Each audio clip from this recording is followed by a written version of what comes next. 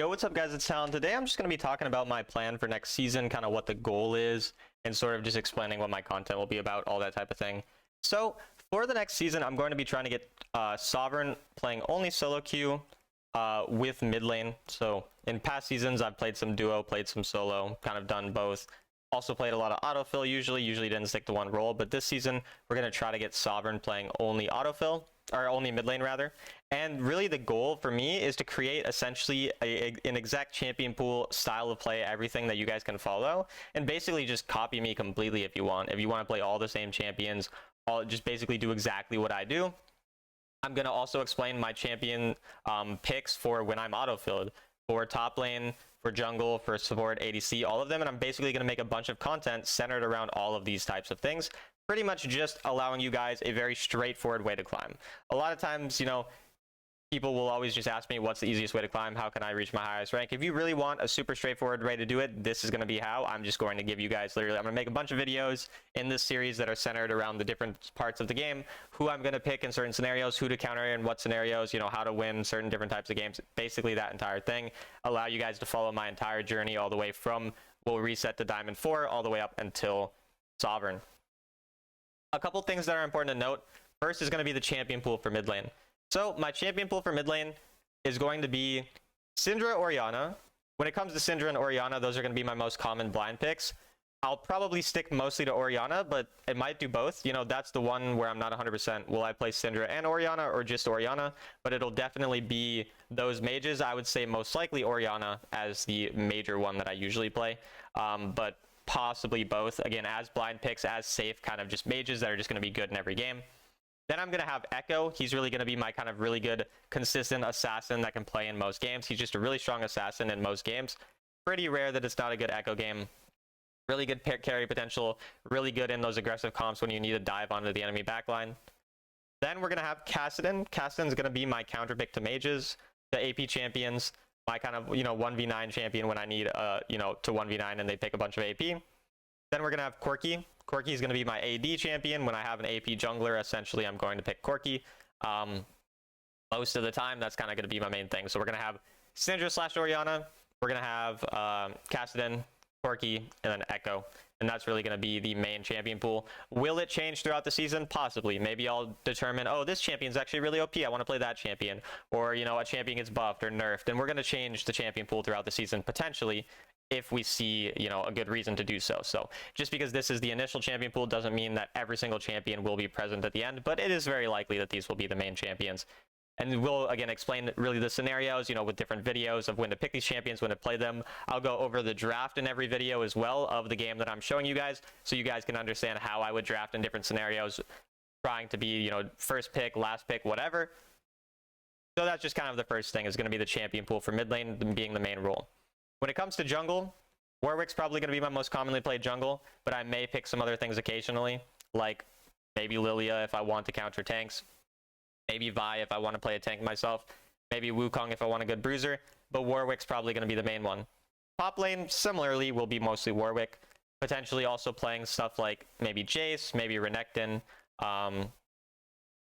maybe Wukong, but mostly Warwick as well. When it comes to picking a champion for autofill, it's important to try to play not very many champions when you're autofill, because you want to really only be able to, you're not going to be able to practice that champion as much, because you're not going to play that role as much. So that's why Warwick is going to be a commonly played one for me. And then Echo, because Echo can also play jungle, I'll play Echo in jungle as well, just because I'm going to be playing in mid anyways.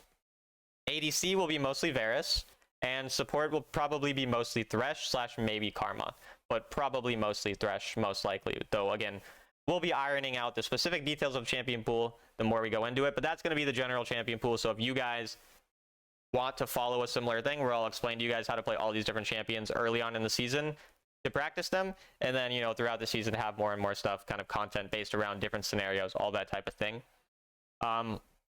Main reason I'm doing this is because I haven't yet ever fully solo queued to Sovereign. I played probably 50% solo queue in most of my seasons that I get Sovereign, but never fully done it. I'd gotten, when Challenger was the highest rank in the game, I'd fully solo queued to Challenger, but it's been a while since I've done a full solo queue season, so I thought it'd be kind of a unique type of content that we could do and kind of focus on. So I thought that would be valuable.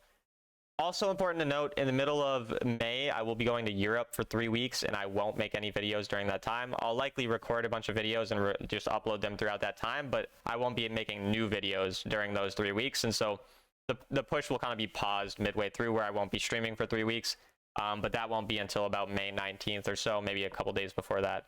But yeah, overall, that's kind of my main plan for the season. So I just kind of wanted to update you guys on that. And then I just wanted to sort of show you guys a bit of this game as well, since again it's going to be a shorter video. I thought I might as well kind of add in this game, which kind of allows me to talk about the frustration of solo queue. You're going to see this is going to be a game we're going to get a very good early lead. We're going to skip through. We're not going to watch the entire game and every like detail of it. We're kind of going to skip through and talk about specifics. When it comes to playing mages already, because again, Syndra, Orianna, kind of the mages that I'm looking to play. Probably still more Orianna, as we said, but when it comes to playing these mages, a lot of times you're just playing pretty straightforward in your lane, focused on getting a bit of a lead, and then when you find opportunities to roam, you can.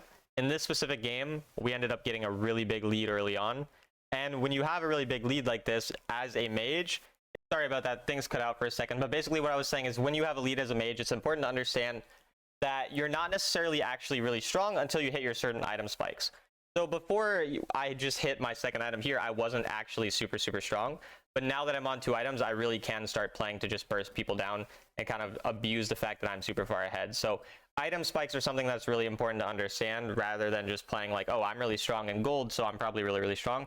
Not always actually the case. So playing around these item spikes is important. And then you're going to see kind of the burst damage that we're going to have because of the item spike, where we kind of understand our goal. You know, is to one-shot the Orianna, because I know that I'm capable of doing that, and so that's pretty much what I'm looking for. And I believe I just ended up first ability ult here or something like that, and she just dies, I think. Yeah, she just straight up dies from it as their jungle shows up, and so my burst damage is pretty insane at this point because of how fed I am. And so at this point, we're just trying to get as much gold as we can, hit our certain item spikes, kind of as we spoke about. And that is really kind of the important thing, is just understanding these spikes. So again, I'm just going to be pretty straightforward, go through mid, look to get an advantage wherever I can. In this case, it's just from solo killing the Orianna again, because, you know, I'm very fed at this point. And then again, just pushing mid turret, my teammates hovering me so I can get the turret for free. And then now that we've gotten a couple turrets, we now have this bottom lane turret to kind of shift our focus on, where now we can go through mid and then look for that bottom turret. And then also make sure we're protecting our turrets. Because another important thing is when you do have a big lead like this, that you're protecting your own turrets as well. Because now that I've taken a couple of theirs, it's kind of important to make sure I'm also protecting my own when I can. And so here we're again just kind of rotating, going in a pretty straightforward you know, path, just basically get our mid lane, and then we look to fight. And again, in a situation like this, Fiora ends up becoming a very big problem, as you guys are kind of going to see later on. But I'm not actually, again, like I said, kind of going over this entire game, because the main point of the video was to explain the goal for next season. And so when it comes to the rest of this video, I'm mostly just going to skip around, kind of showing you guys a couple important things. And I really just want to talk about one specific thing, which is really mental with solo queue. So like, some games are going to be completely unwinnable. Your teammates are going to run you down, and it's not going to matter how well you play. You are just still going to end up losing the game. And so here you can just see, like, there's a bunch of outplays going on, a lot of really nice things that we're able to do in this game, and yet we're still, we bait the Orianna too, which is pretty funny. And yet the game is still going to end up turning out in a loss. So again, I'm doing everything I can to get my gold properly. Snowballing really hard, one-shotting basically everyone I can, getting complete pressure on the map, and even then we're not ahead that much. I'm pretty much the sole person who's really ahead, and my top laner is like very far behind, and a lot of things still going wrong in the game. Not super bad right now. We're in an okay spot, but you're going to see later on it goes bad. And the most important thing for solo queue is just having good mental and not getting overly tilted by games like this, still being able to focus on your next game, not get tilted, all that type of stuff.